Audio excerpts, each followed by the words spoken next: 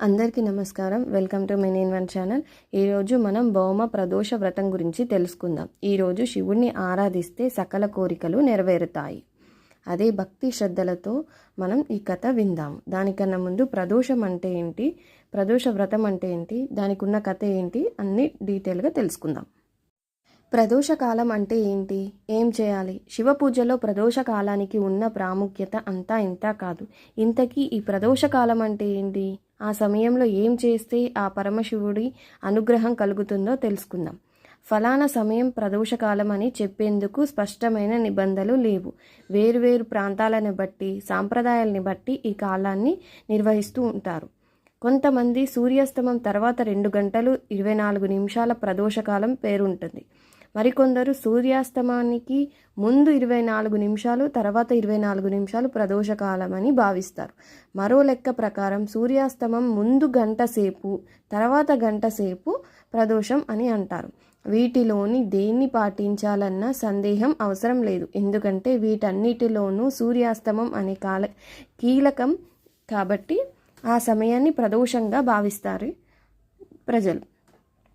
ప్రదోషకాలంలో సకల దేవతలంతా కైలాసానికి చేరుకుంటారని, ఆ సమయంలో స్వామి అర్ధనారీశ్వరుడు రూపంలో తాండవం చేస్తూ ఉంటారని నమ్మకం.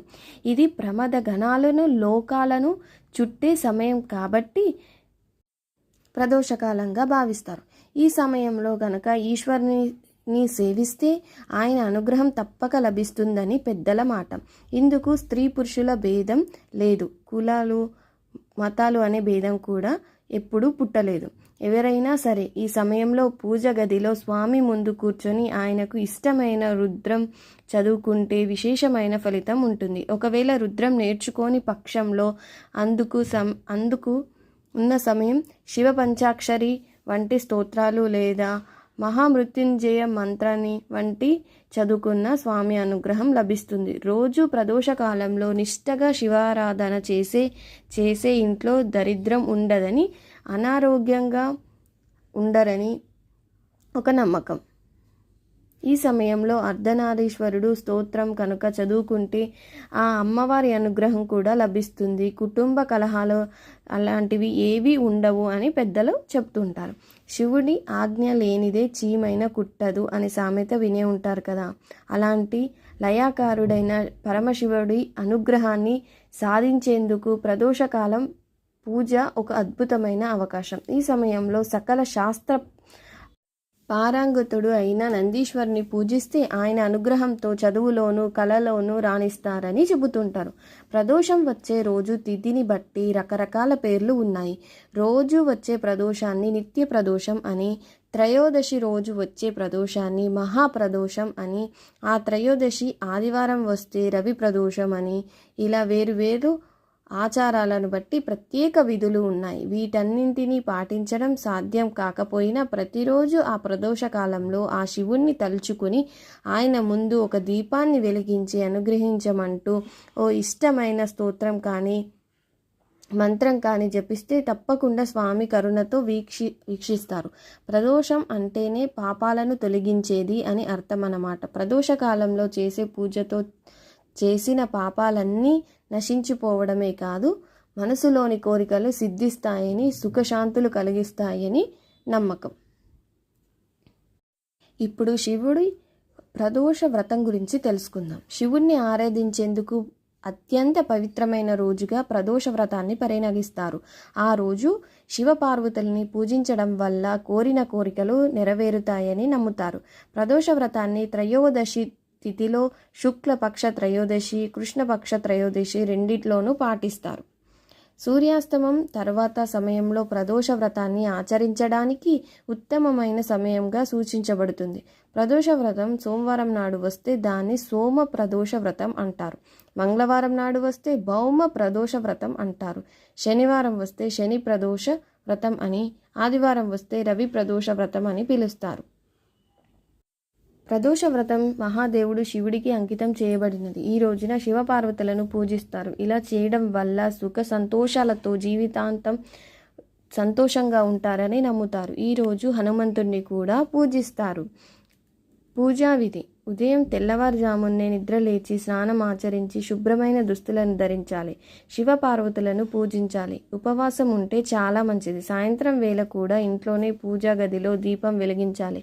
శివ మంత్రాలు పఠించాలి. నిరుపేదలకు ఆహారం, డబ్బులు దానం చేయాలి. బిల్వపత్రాలను, ఉమ్మెత్త పూలు, పండ్లు, పెరుగు, తేనె, షమి ఆకులు వంటి వాటితో దేవుడికి పూజ చేయాలి. దేవుడికి సమర్పించుకోవాలి. ప్రదోష వ్రత కథ చదువుకోవడం లేదా వినడం చాలా మంచిది.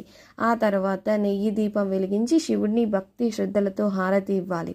చివరగా ఓం నమః శివాయ అనే మంత్రాన్ని పఠించాలి. ప్రదోష వ్రతం రోజున చెయ్యకూడని పనులు. ప్రదోషం ఉపవాసం రోజు మాంసాహారం, మద్యం సేవించడం వంటి వాటిని దూరంగా ఉండాలి. నలుపు రంగు దుస్తులను ధరించకూడదు. అలాగే ప్రదోష వ్రతం రోజున శివలింగానికి తులసి, కొబ్బరి నీళ్లు, కుంకుమ సమర్పించకూడదు. ఉపవాస సమయంలో కోపానికి దూరంగా ఉండాలి.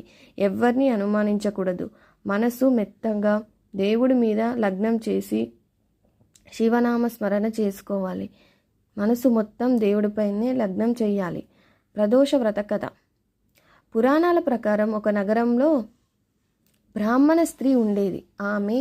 ఆమెకి భర్త చనిపోవడంతో కొడుకుల్ని పోషించుకుంటూ జీవనం సాగించేది. ఒకరోజు బయటికి వెళ్ళి తిరిగి వస్తుండగా ఆ బ్రాహ్మణ స్త్రీకి గాయపడిన స్థితిలో ఒక యువకుడు కనిపిస్తాడు.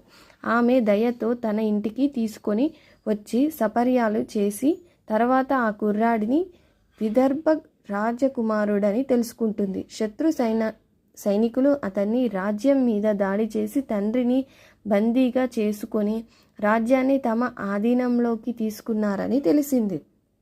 రాజకుమారుడు బ్రాహ్మణ స్త్రీ కుమారులతో కలిసి అక్కడనే నివసిస్తూ ఉండేవాడు. ఒకరోజు అనుష్యమతి అనే గంధర్వ కుమారి యువరాజుని చూసి ముగ్ధురాలై అవుతుంది. మరుసటి రోజు అనుష్యమతి తన తల్లిదండ్రులతో కలిసి యువరాజును కలుస్తుంది. కొన్ని రోజులకు శివుడు అనుష్యమతి తల్లిదండ్రులకు కలలో కనిపించి వారి పెళ్లి చెయ్యాలని ఆదేశిస్తాడు. బ్రాహ్మణ స్త్రీ శివుడు పరమ భక్తురాలు. ప్రదోష వ్రతం తప్పనిసరిగా పాటిస్తుంది. ఆమె ప్రదోష వ్రత ఫలితం వల్ల గంధర్వరాజు తన సైన్యంతో కలిసి యువరాజుని స్వాధీనం చేసుకున్న విదర్భ మీద దాడి చేసి విజయం సాధిస్తాడు. శత్రువులని తరిమేసి తండ్రిని బందీల నుంచి విముక్తిని చేస్తాడు. అందుకే ప్రదోష వ్రతం నాడు ఉపవాసం ఉండి శివుణ్ణి ఆరాధిస్తే భక్తుల కోరికలు తప్పకుండా నెరవేరుస్తాడని నమ్ముతుంటారు. సర్వే జన సుఖినో భవంతు. ఈ వీడియో కనుక మీకు నచ్చినట్టయితే ప్లీజ్ సబ్స్క్రైబ్ చేసుకోండి నా ఛానల్ని. మరిన్ని కొత్త వీడియోస్ మీకు అందుబాటులో ఉంటాయి. అలాగే బెల్ ఐకాన్ని ప్రెస్ చేయడం వల్ల నేను వీడియోస్ పెట్టగానే మీకు నోటిఫికేషన్స్ వస్తూ ఉంటాయి. ఈ వీడియో మీకు నచ్చితే మీ ఫ్రెండ్స్కి, ఫ్యామిలీస్కి షేర్ చేయండి. మరిన్ని విలువైన విషయాలు తెలుసుకుంటారు. Thank you so much. ఇప్పటివరకు నా వీడియో చూసినందుకు ధన్యవాదాలు.